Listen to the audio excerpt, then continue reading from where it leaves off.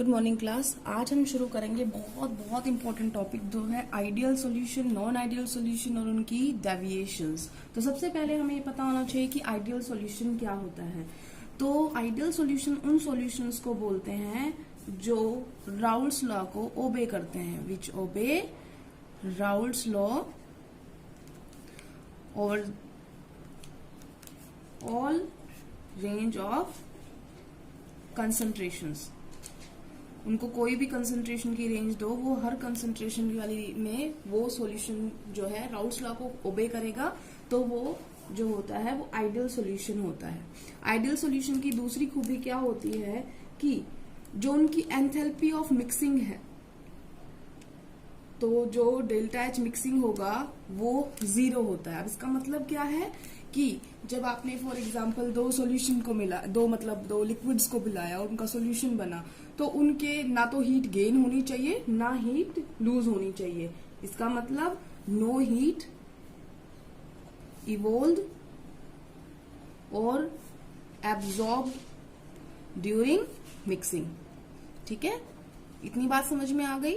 जो वो कंपोनेंट मिलाए हैं उन दोनों को दोनों या तीनों जितने भी कंपोनेंट है उनको मिलाने के बाद ना तो हीट इवॉल्व होनी चाहिए ना हीट एब्जॉर्ब होनी चाहिए, तो कुछ नहीं होना चाहिए। तो डेल्टा एच मिक्सिंग क्या होना चाहिए? 0। डेल्टा का मतलब होता है चेंज, कि उनकी एंथैल्पी में कोई चेंज नहीं हुआ। क्योंकि अगर ज्यादा चला जाएगा तो इसका मतलब हीट ली गई है, और अगर कम चला जाता तो इसका मतलब हीट इवॉल्व की गई है, लेकिन उनके बीच में कोई चेंज नहीं आता है। दूसरी जो कैरेक्टरिस्टिक होती है वो होती है delta V mixing is equal to 0। Delta V mixing का मतलब क्या है बेटा? कि जो चेंज इन वॉल्यूम होगा वो कुछ भी नहीं होगा। इसका मतलब क्या है कि फॉर एग्जाम्पल हमारे पास दो कंपोनेंट थे, मान लो हमारे पास एक का वॉल्यूम था V1 और एक का था V2, ठीक है ना। तो जब इन दोनों को मिलाया तो टोटल वॉल्यूम होगा वो इन दोनों के जोड़ के बराबर होगा, ना उससे कम होगा ना उससे ज्यादा होगा। तो डेल्टा वी मिक्सिंग क्या होनी चाहिए? 0 होना चाहिए। ठीक है, इतना समझ में आ गया। ये आइडियल सॉल्यूशन की बता रही हूं मैं। दूसरा इनके अंदर क्या होता है, अगर इंटरेक्शंस की बात की जाए, पहले इंटरेक्शन समझने के लिए आपको ये समझना पड़ेगा कि हमारे पास मान लो हमने मॉलिक्यूल्स मान लिए, हमने मान लिया एक सोल्यूट को A मान लिया, सॉल्वेंट को B मान लिया, किसी को भी A भी मान लो, मैं जस्ट समझाने के लिए बोली कि एक सोल्यूट है और एक सॉल्वेंट है। तो जब हमने इन दोनों को घोल दिया, सोल्यूशन बना दिया, तो शुरुआत में क्या होगा? ये दोनों मिला दिए हमने, अब ये क्या बन गया? सॉल्यूशन। ठीक है, इतनी बात। अब ये इंटरेक्शन है, किन की इंटरेक्शन की बात कर रही हूं? पहले तो मैं ये कह रही हूं कि जब वो अकेले थे, जब ये अकेला A था, सिंपल प्योर स्टेट में, ये क्या होती है? Pure state. मान लो अगर हमने सोल्यूट माना तो ये प्योर स्टेट में सोल्यूट था, और मान लो ये प्योर स्टेट में हमारा सॉल्वेंट था। तो इनकी जितनी इंटरेक्शन थी, जब हमने इसको मिक्स कर दिया तो कौन सी इंटरेक्शन बन गई? और वही सोल्यूट और सॉल्वेंट के बीच में इंटरेक्शन क्रिएट हो गई, क्योंकि हमने क्या कर दिया? मिक्स कर दिया। तो ये मिक्सिंग के बाद की है। तो हम ये कह रहे हैं कि इनके इंटरमोलिकुलर जो फोर्सेस हैं in pure state AA and BB nearly equal होती हैं किसके? AB इंटरेक्शन के। प्योर स्टेट में जितनी इंटरेक्शन थी उतनी ही मिक्सिंग के बाद भी इनके बीच में, A और B के बीच में भी इंटरेक्शन होनी चाहिए, और वो बराबर होनी चाहिए। ये बात समझ में आ गई कि जितनी फोर्स से A को अट्रैक्ट कर रहा था या B को अट्रैक्ट कर रहा था जब वो प्योर स्टेट में थे, जब मिक्सिंग नहीं हुई थी। मिक्सिंग होने के बाद दोनों कंपोनेंट साथ में हो गए A और B, तो उनके बीच में फोर्सेस ऑफ अट्रैक्शन पैदा होंगी, तो वो उतनी ही होनी चाहिए जितनी A और A के बीच में और B और B के बीच में थी। अगर इतनी होती हैं तो वो क्या होगा? आइडियल सॉल्यूशन हो गया। इतनी बात समझ में आ गई। वैसे दुनिया का कोई भी सॉल्यूशन बेटा आइडियल सॉल्यूशन नहीं होता। जैसे आपने सुना होगा आइडियल गैस इक्वेशन में भी हम यही बोलते थे कि कोई भी गैस दुनिया की आइडियल गैस नहीं है, वैसे ही कोई भी सॉल्यूशन आइडियल सॉल्यूशन नहीं है। फिर भी जो थोड़ा बहुत मैच कर जाता है, तो हम एग्जाम्पल लिख लेते हैं जो थोड़ा बहुत मैच कर रहे हैं। एग्जाम्पल जैसे जिनकी लगभग सेम स्ट्रक्चर होगी वो मैच करते हैं। जैसे N हेक्सेन प्लस में N हेप्टेन। N का मतलब तो पता है ना आपको? Normal hexane. नॉर्मल का मतलब सीधा हेक्सेन, सिंपल चेन। ठीक है ना। अगर आइसो हो जाता है तो एक ब्रांच लगा देते हैं, नियो आ जाता है तो दो ब्रांच लगा देते हैं। तो ये नॉर्मल हेक्सेन है, ये नॉर्मल हेप्टेन है। इसी तरीके से दूसरा जो एग्जांपल है वो है bromo ethane and chloro ethane.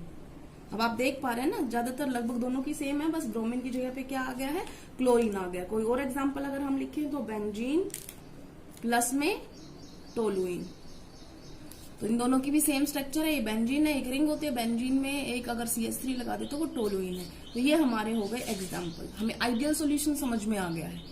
अब जैसा मैंने बताया, ज्यादातर सॉल्यूशन नहीं करते हैं, ये तो कुछ सॉल्यूशन है जो थोड़ा बहुत मैच करते हैं इन सारी क्वालिटीज से, तो हमने इनमें डाल दिया।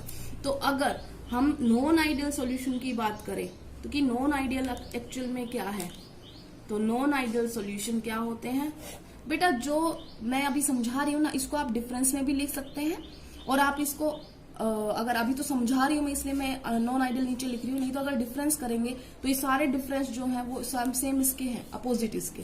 कैसे, जैसे अभी इसने क्या बोला था, आइडियल सॉल्यूशन ओबे राउल्स लॉ, तो ये क्या कहेगा, does not obey Raoult's law. तो पहला डिफरेंस हो गया, तो आप उसको डिफरेंस वाइज भी लिख सकते हैं, क्योंकि पेपर में कई बार डिफरेंस आ जाते हैं आइडियल और नॉन आइडियल सॉल्यूशन के बीच में डिफरेंस। तो पहला डिफरेंस क्या हो गया, ये obey Raoult's law, it does not obey Raoult's law, ठीक है ना। उसके बाद दूसरा डिफरेंस क्या आ जाएगा हमारा, कि डेल्टा H जो मिक्सिंग था वो 0 नहीं है, चाहे कुछ भी हो, या तो ज्यादा हो सकता है या कम होगा, लेकिन 0 नहीं होगा। तो ये दूसरा डिफरेंस हो गया।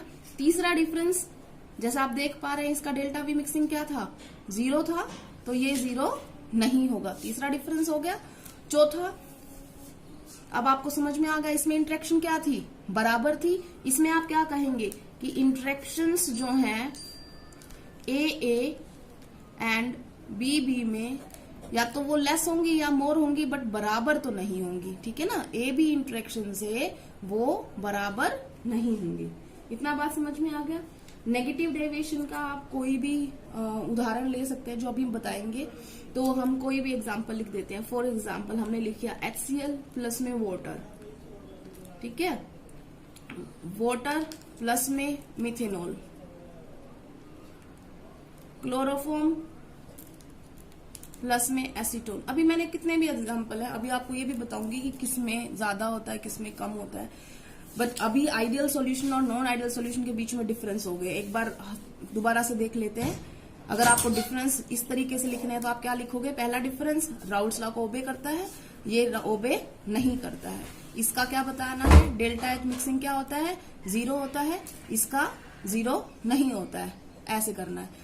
तीसरा, डेल्टा V मिक्सिंग जो होगा वो 0 होता है, इसका 0 नहीं होता है। चौथा आपका पार्ट आ गया इंटरेक्शंस, इनकी क्या होती हैं, बराबर होती हैं, इनकी इंटरेक्शन बराबर नहीं होती हैं। फिफ्थ पॉइंट, एक एग्जांपल इसका दे दो और फिफ्थ एग्जांपल इसका दे दो, ठीक है ना। ये आपके डिफरेंसेस भी हो गए हैं, डेफिनेशन भी हो गई है, सब हो गया है। अब हम आते हैं कि जो नॉन आइडियल सॉल्यूशन है ना, उसमें भी बेटा टाइप्स हैं। कैसी, 2 टाइप्स है। कैसे, देखो मैंने क्या कहा कि नॉट इक्वल टू 0 है, तो 0 से कम भी हो सकता है, 0 से ज्यादा भी हो सकता है। ऐसे इसी तरीके से हर एक में है, तो इसी तरीके